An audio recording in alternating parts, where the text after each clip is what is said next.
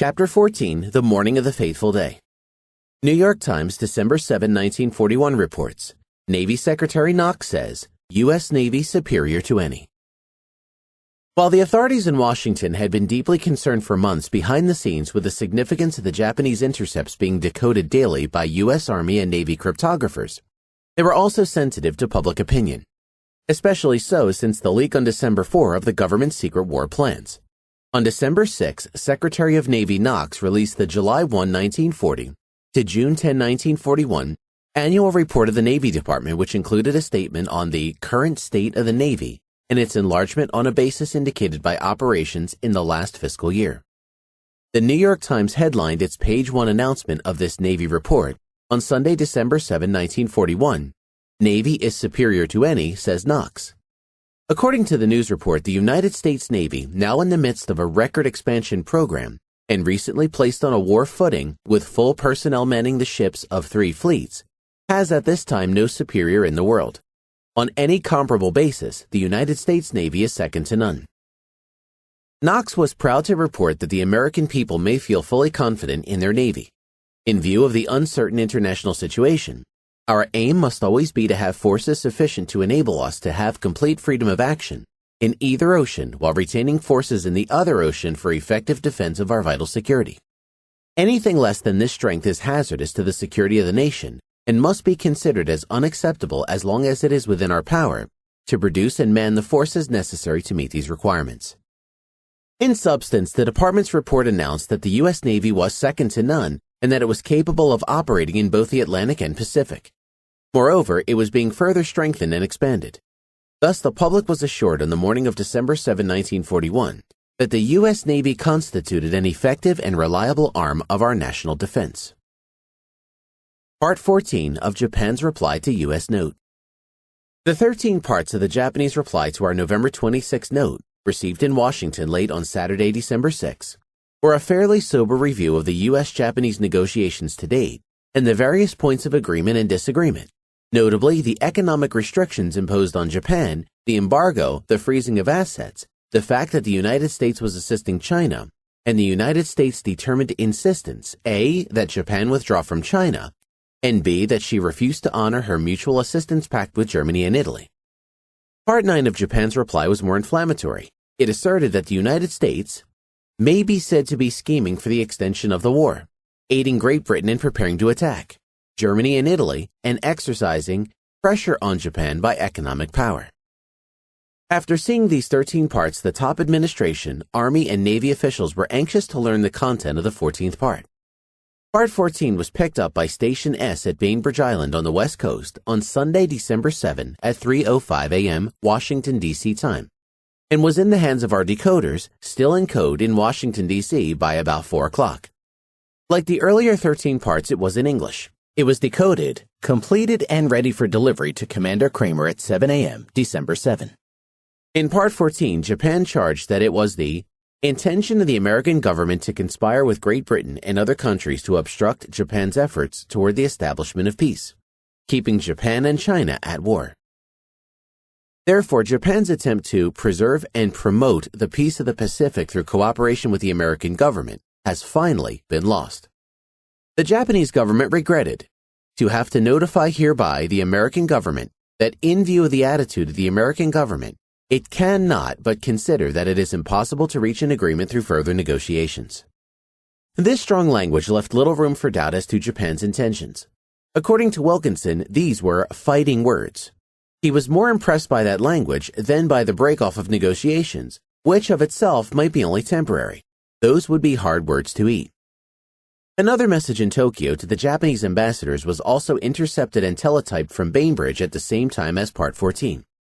It was received in Washington during the watch that ended at 7 a.m. Sunday morning, passed to the Army for translation by the Navy, and then received back in the Navy at about 7:15 a.m.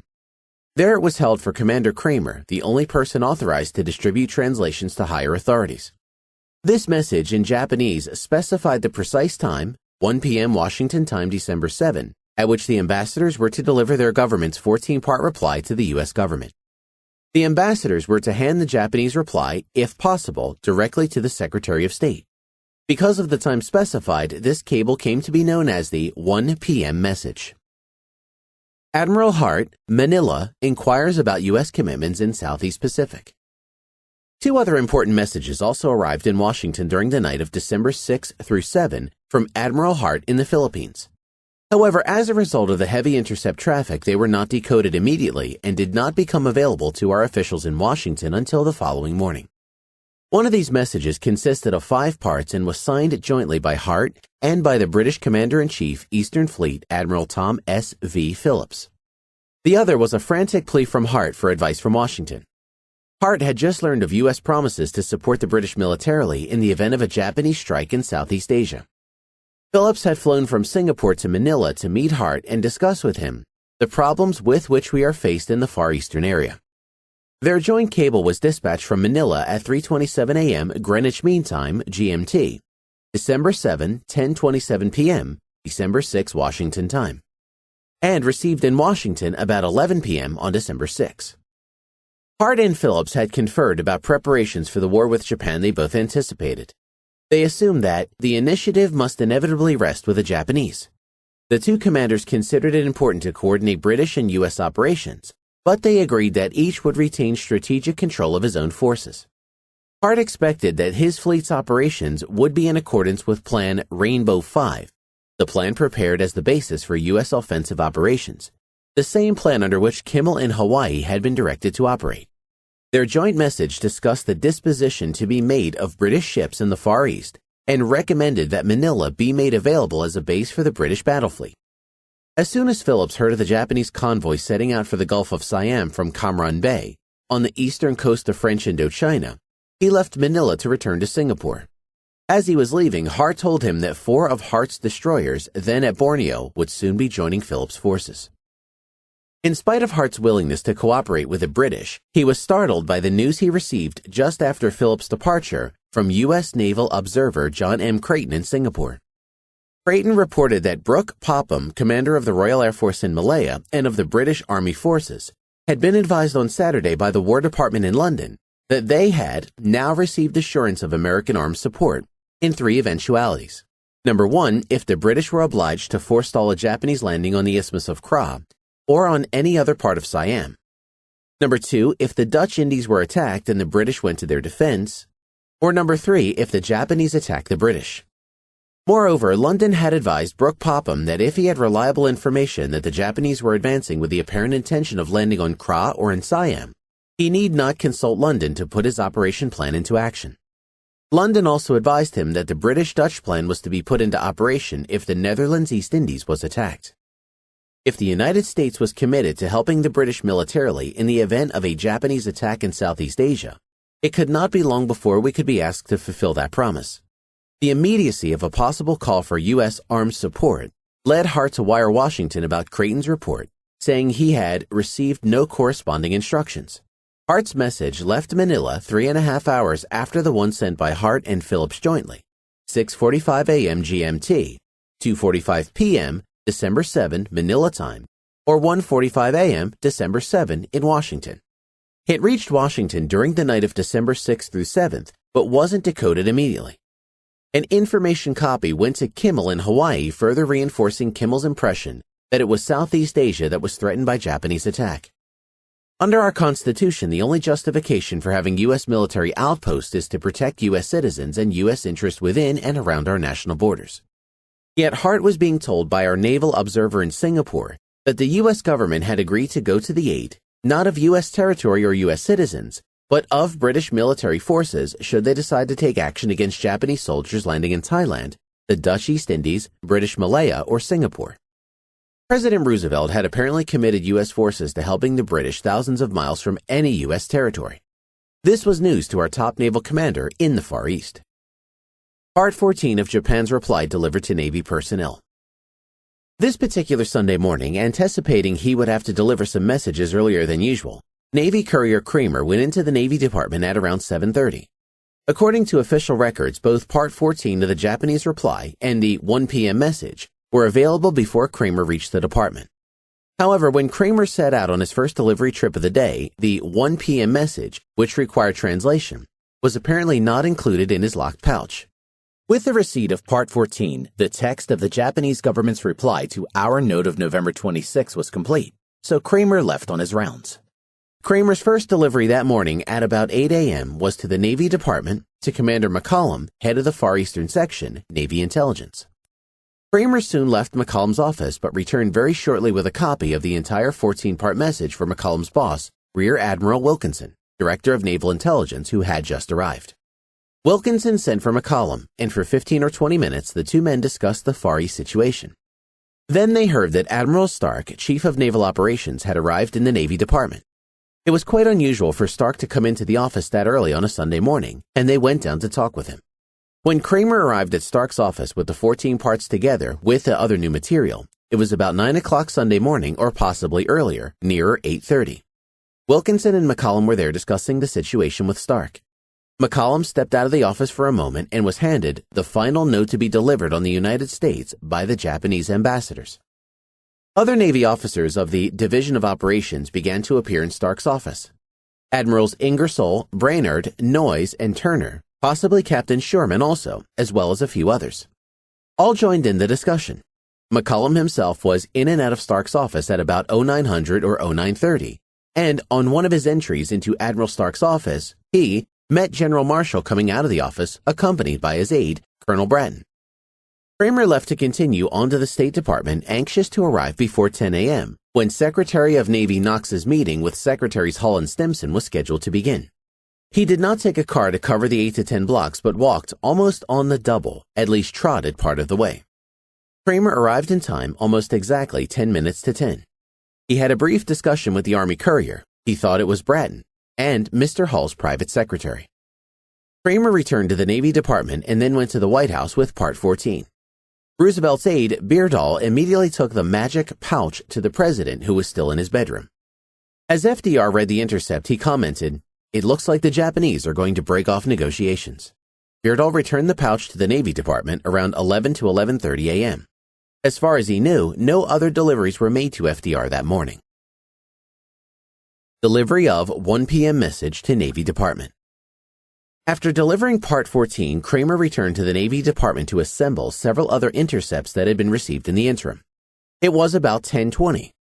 Undoubtedly, the most important intercept he found there was the separate 1 p.m. message advising the Japanese ambassadors in rather emphatic language that delivery of the 14-part Japanese reply be made to the Secretary of State at 1300, that is 1 p.m. Washington time.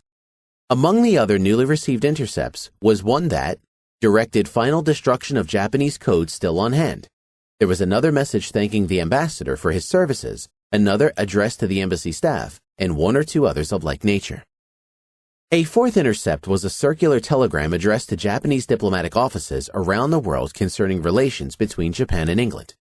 These new messages made it obvious that the Japanese government was giving up all thought of negotiating further with the U.S. government, breaking relations with England, winding down its operations in Washington, and abandoning the embassy staff to their own devices.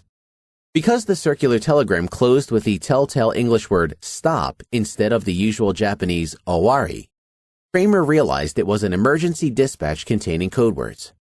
The Tokyo-Washington Circular number 2409, containing the setup for this message and defining the hidden meanings of the code words, had been translated by the Navy on December 2. Presumably, it was distributed to the usual recipients of magic, but it was not a subject on which witnesses were questioned during the hearings. Despite the urgency to deliver the 1 p.m. message promptly, Kramer thought that delay to get this one, the circular intercept, into that folder was warranted. Otherwise, delivery probably wouldn't have been made until afternoon, since the meetings then in progress at the State Department and in CNO's office would probably have been adjourned and the recipients not accessible, out to lunch, or one thing and another.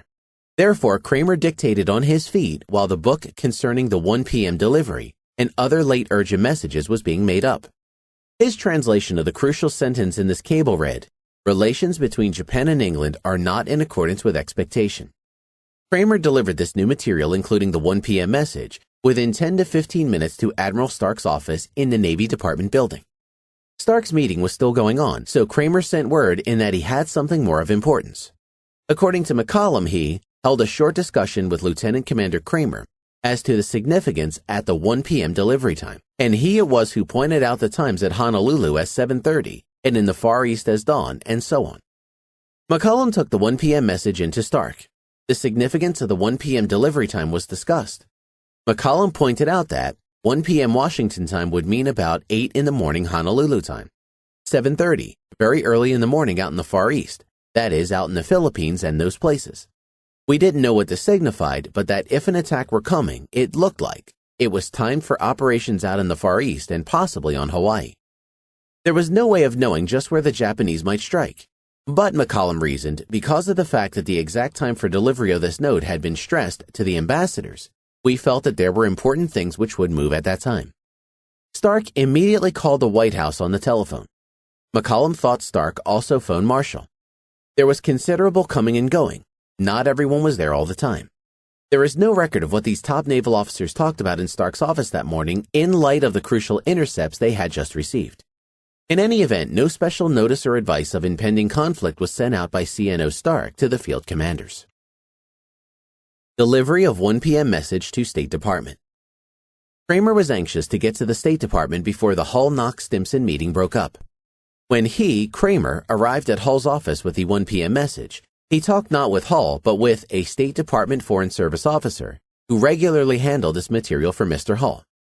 He explained the importance of the material he was delivering and pointed out that the directive for delivery of the Japanese note at 1300 was a time which was 7:30 at Pearl Harbor and was a few hours before sunrise at Kota Bharu, British Malaya. In talking with the Foreign Service officer, Kramer made a point of inviting the attention of Mr. Knox to the times involved. He thought that Mr. Knox, being a civilian, even though Secretary of Navy, might not have seen at first glance the implications of the times. So he simply pointed out the coincidence of those times to the Secretary. The officer then took the folder into Mr. Knox together with Kramer's remarks. Kramer proceeded across the street to the White House for a second delivery that morning. Kramer handed the new intercepts to a senior assistant to Beardall, possibly Lieutenant Commander Leahy. When Kramer returned to the Navy Department this time at about 12:30, he discovered that in his haste to translate the circular message containing code words so as to be able to deliver it along with the 1 p.m. message and the other Japanese intercepts, he had failed to note an important code word, Minami, meaning United States. Thus, the sentence he had translated as, relations between Japan and England are not in accordance with expectations, was wrong. It should have read, relations between Japan and England and the United States are not in accordance with expectations. Kramer made a few phone calls, but it was lunchtime and he found his recipients scattered. No retranslation was made and delivered, as was usual when messages were garbled or misinterpreted. That afternoon, after the attack had occurred, Kramer realized it would be pointless to send out a corrected translation. Delivery of 1 p.m. message to Army personnel. The Army courier, Colonel Bratton, drove into Washington at about 9 a.m. on Sunday morning, December 7th, with Colonel John R. Dean. Bratton was in charge of the Far Eastern section of military intelligence. He went at once to his office in G2. Dean proceeded to his office in the munitions building right across the hall from the office of Army Chief of Staff Marshall. Because of the furor created nationwide by the Chicago Tribune's publication on December 4 of the secret U.S. war plans, Congress had called on our top military officials to answer some questions. Marshall was scheduled to testify on December 8, and he had asked Dean to compile a one-page summary statement on the number of planes, anti-aircraft guns, etc. in the United States, together with basic information on the war plans. FDR had also asked Marshall to have this information available all on a single sheet when he came to the meeting the president had called for 3 p.m. Sunday. That was why Dean went into his office early. Prior to December 7, there was no officer on duty around the clock in the office of the Army's Chief of Staff, no 24-hour per day duty officer, DO, so his office was not officially open. However, Dean opened his office in the munitions building. As soon as Bratton reached his office in G2, he received the 1 p.m. message from the Navy Department.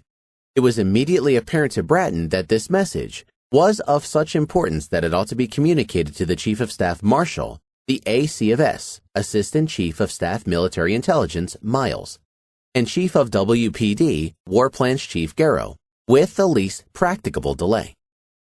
It was then about 9 or shortly before. Bratton was immediately stunned into frenzied activity because of its implications, and from that time on, he was busily engaged trying to locate various officers of the general staff and conferring with them on the exclusive subject of this message and its meaning. He washed his hands of all other matters, turning them over to his assistant, Colonel Dusenberry, and proceeded to take steps with the 1 p.m. delivery message. Bratton could not locate in their offices any of the generals for whom he was looking. He phoned Marshall's quarters at Fort Myer. Marshall had 3 orderlies, one of whom was always on duty when Marshall was out, to answer the telephone, to be there until Marshall got back. When Bratton phoned that morning, one of his orderlies answered the telephone and informed Bratton that the general had gone horseback riding. "Well," Bratton said, "you know generally where he has gone. You know where you can get a hold of him." "Yes, I think I can find him." "Please go out at once," Bratton continued. "Get assistance if necessary and find General Marshall. Ask him to. Tell him who I am and tell him to go to the nearest telephone. That it is vitally important that I communicate with him at the earliest practicable moment." The orderly said he would do so. Bratton then called his boss, General Miles. Bratton told him what he had done and also recommended that he, Miles, come down to the office at once. One of them telephoned Garrow to summon him to the office.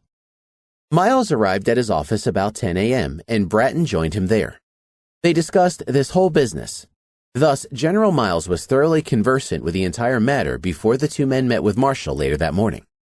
Bratton held on to Marshall's copy of the 1 p.m. message, waiting anxiously for the general to call back. Marshall did phone finally sometime between 10 and 11. Bratton told Marshall that he had a message of extreme importance which he, Marshall, should see at once. Bratton offered to take it out to his quarters and could be there in 10 minutes. But Marshall told him not to do that, to report to him in his office as he was on his way there.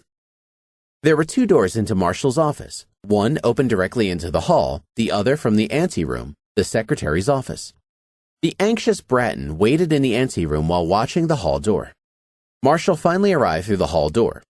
According to Bratton, it was 11:25. Bratton immediately reported to him. Miles arrived shortly thereafter. 1 p.m. message spurs action. Finally.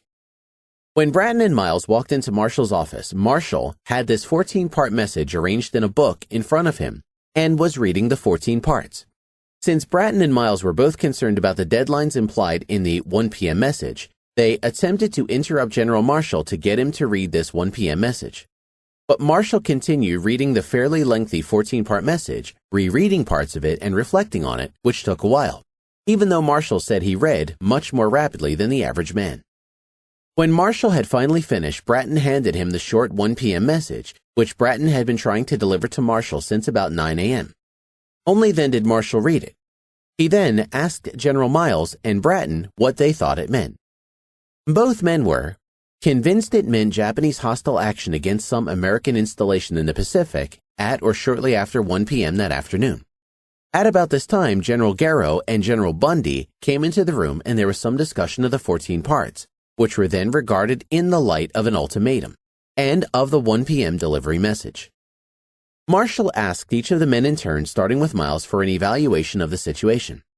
They thought it probable that the Japanese line of action would be into Thailand, but that it might be into any one or more of a number of other areas. Miles urged that the Philippines, Hawaii, Panama, and the West Coast be informed immediately that the Japanese reply would be delivered at 1 o'clock that afternoon, Washington time, and that they, the commanders in the areas indicated, should be on the alert. After the men had all concurred in urging that our outlying possessions be given an additional alert at once by the fastest possible means, Marshall drew a piece of scratch paper toward him and picked up a pencil and wrote out in longhand a message to be sent to our overseas commanders.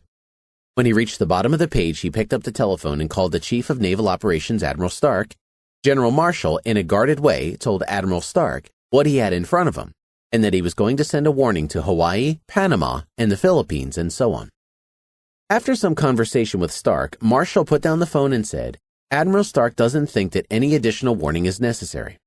Stark said that all the forces had already been several times alerted. They had sent so much that he feared that another warning, would tend to confuse them.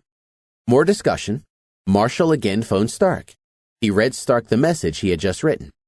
This time, apparently Stark concurred and asked Marshall to add a phrase to the effect that the naval forces be also informed. To safeguard the codes, messages to Army officers in the field frequently included a request that the Navy be notified and vice versa. Since two similar coded cables containing essentially the same message made the task deciphering a code that much easier, Marshall and Stark tried to avoid both sending a message about the same things to the various commanders concerned at Panama, Western Department, Hawaii, and the Philippines. So Marshall penciled a short sentence at the bottom of his message: notify naval opposite. During their second conversation, Stark asked Marshall if he would like to use the Navy's more powerful transmitting facilities. Its 25,000 kilowatt versus the Army's 10,000 kilowatt radio station. The Navy station had little difficulty transmitting messages, while the Army's was normally out of service with Honolulu between 11 and 1 o'clock. Atmospheric conditions over the Pacific at that time of the year were poor. Marshall declined Stark's offer. Marshall's handwritten message read, Japanese are presenting at 1 p.m. Eastern Standard Time today what amounts to an ultimatum. Also, they are under orders to destroy their code machines immediately. Just what significance the hour set may have we do not know, but be on alert accordingly. Inform naval authorities of this communication. Marshall gave his handwritten message to Bratton and told him to take it to the message center and see that it was dispatched at once by the fastest safe means. When Bratton was about to leave, the question was raised as to whether Marshall's message shouldn't be typed, because time was an important factor. However, Bratton was asked to take it in its draft form to the message center. As he was leaving, Garrow called out, if there is any question of priority, give the Philippines first priority. Bratton took the message down the hall to the Army Message Center. As he handed it to Colonel Edward F. French, the signal officer in charge, Bratton said, the Chief of Staff wants this sent at once by the fastest safe means. French found the penciled message rather difficult to read. Neither he nor his clerk could interpret Marshall's handwriting. So French asked Bratton to help him get this into readable script. Bratton dictated it to a code room typist, which took perhaps a minute, then verified and authenticated the message and put it into code. According to Bratton, it was then about 11:58 a.m. French started processing the message immediately, giving the Philippines first priority. He went to the signal center himself and had the operator check the channel to Honolulu. Due to atmospheric conditions, Honolulu had been out of contact since about 10:20 that morning. Transmitting the message to Honolulu via Army facilities would not only have slowed it down, but would have run a risk of garbling when it was copied and retransmitted in San Francisco. The Army's normal method when atmospheric conditions prevented sending messages via its own radio station was to use commercial facilities that were available in the Army Signal Center, Western Union to San Francisco, tube relay across the city, and then RCA to Honolulu. So French decided the quickest method of dispatch would be via commercial service, especially as RCA had just installed a teletype circuit to Fort Shafter, Army headquarters in Hawaii on the western outskirts of Honolulu. When Bratton returned to Marshall's office, Marshall asked him to go back to the message center and find out how long it would take for his message to reach its several addresses. Bratton returned, talked with French, who told him that the messages would be encoded in about 3 minutes, on the air in about 8 minutes, and in the hands of the addressees in about 30 minutes. With respect to the message to Honolulu, French estimated that it would reach there within a half hour to 45 minutes. Bratton looked at his watch at that time, and as he remembered it, it was about 11:58 a.m. Bratton reported back to Marshall. Marshall's message was in code by 11:52 a.m. Washington, D.C. time, and was dispatched to Panama at noon, to the Philippines at 12:05, to the Presidio in San Francisco at 12:11, and to Hawaii at 12:17. It was Marshall's understanding that his message went right through to the Philippines, Panama, and San Francisco. The only problem came in raising Hawaii. By noon, Dean had finished the one-page statement he had been preparing for Marshall to use that afternoon at his meeting with FDR, and or for testifying the next day before Congress. Marshall called him into his office, and he handed Marshall his memorandum. As Marshall read it, he said to Dean, "It looks as though the Japs were going to issue an ultimatum about 1:30. Dean had not known the information that administration and top military officials had been learning during recent months from Magic, so was not aware of the significance of Marshall's announcement. Sunday morning at the State Department. Paul went to his office that Sunday morning as he had done almost every Sunday since he entered the State Department in 1933. Because of the Japanese situation, however, this one was a little out of the ordinary. Paul talked first with the department's Far East experts, Stanley K. Hornbeck, advisor on political relations, Maxwell M. Hamilton, chief of the Division of Far Eastern Affairs, and Joseph W. Ballantine, an expert on Japan. Hull had asked Stimson and Knox to meet with him at the department at 10 a.m. to discuss the situation created by the movement of the huge Japanese armada southward and westward of the southernmost point of Indochina. The administration officials were striving to ascertain the full significance of those military movements, their probable destination, etc. Stimson, Knox, and Hull were all well aware that that day was the day that the Japanese were going to bring their answer to Hull, and everything in magic indicated that they had been keeping the time back until now in order to accomplish something hanging in the air. Hull was very certain that the Japs were planning some deviltry. The three secretaries were all wondering where the blow will strike. The messages they were receiving now indicated that the Japanese force was continuing on in the Gulf of Siam. Hull, Stimson, and Knox discussed whether we would not have to fight if Malaya or the Netherlands were attacked and the British or Dutch fought. We all three thought, recalled Stimson, that we must fight if those nations fought. If Britain were eliminated, it might well result in the destruction or capture of the British fleet. Such a result would give the Nazi allies overwhelming power in the Atlantic Ocean and would make the defense of the American republics enormously difficult, if not impossible. All the reasons why it would be necessary for the United States to fight in case the Japanese attacked either our British or Dutch neighbors in the Pacific were discussed at length. The main thing, Stimson wrote in his diary, is to hold the main people who are interested in the Far East together. The British, ourselves, the Dutch, the Australians, the Chinese. According to Stimson, both Hull and Knox held that the Japanese military advances in the Southwest Pacific represented a threat to the United States that should be countered by us on grounds of self-defense. Hull expressed his views, giving the broad picture of it. Knox also had his views as to the importance of showing immediately how these different nations must stand together. Stimson had both men dictate their views to a stenographer. Hull stated in his proposed statement for the president that the Japanese government, dominated by the military fire-eaters, was deliberately proceeding to acquire military control over one half of the world with nearly one half its population. Defense of life and commerce and other invaluable rights and interests in the Pacific area must be commenced with the South Sea area. According to Knox's typed-up suggestion, we were tied up inextricably with the British and Dutch in the present world situation. Any serious threat to the British or the Dutch is a serious threat to the United States. We should therefore be ready jointly to act together. Hull, Knox, and Stimson stayed together in conference until lunchtime, going over the plans for what should be said or done. Japanese ambassador's request 1 p.m. appointment with State Secretary Hull.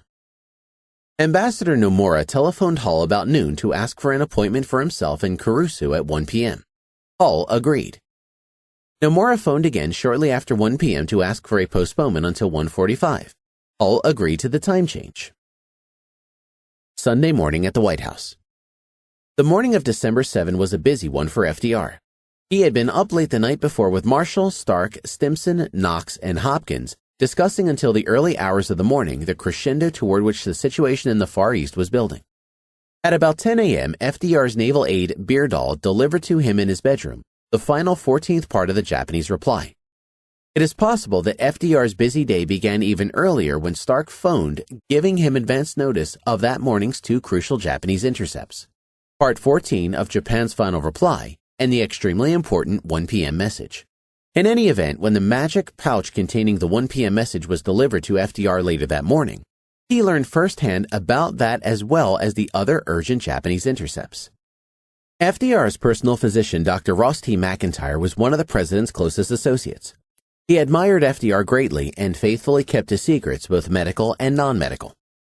From the day of FDR's first inauguration until the day of FDR's passing in 1945, McIntyre saw the president each morning and again in the evening. December 7, 1941 was no exception. McIntyre was with him, FDR, on that Sunday morning from 10 to 12 o'clock, while Mr. Hull was waiting over in the State Department for the Japanese envoys to bring their government's reply to the American note.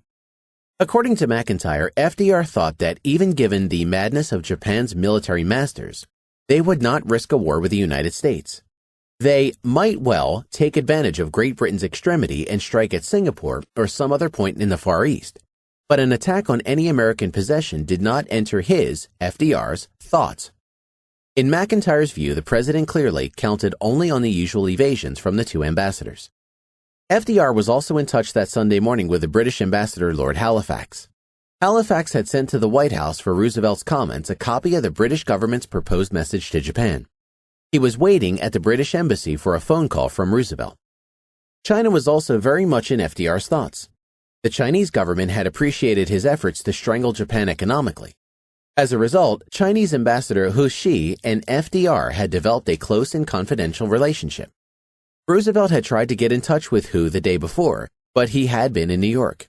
On his return Sunday morning, he returned FDR's call and the president summoned him to the White House for a confidential chat. Hu arrived about 12:30. FDR showed him the statement he had sent the Japanese emperor. His very last gesture toward peace, Roosevelt said. If Hirohito didn't respond, well, it would be war. FDR told Hu about the Japanese envoy's insistence on a 1 p.m. appointment with Hull. Roosevelt expected either an answer from Hirohito or a nasty move from the Japs before Tuesday morning. He fully expected foul play. He had a feeling that within 48 hours, something nasty might happen in Thailand, Malaya, the Dutch Indies, and possibly the Philippines. In between these several interruptions, FDR was working on the draft of a speech, which had been prepared in the State Department that he had contemplated delivering to Congress the following Tuesday or Wednesday, if he received no response to his message to Emperor Hirohito.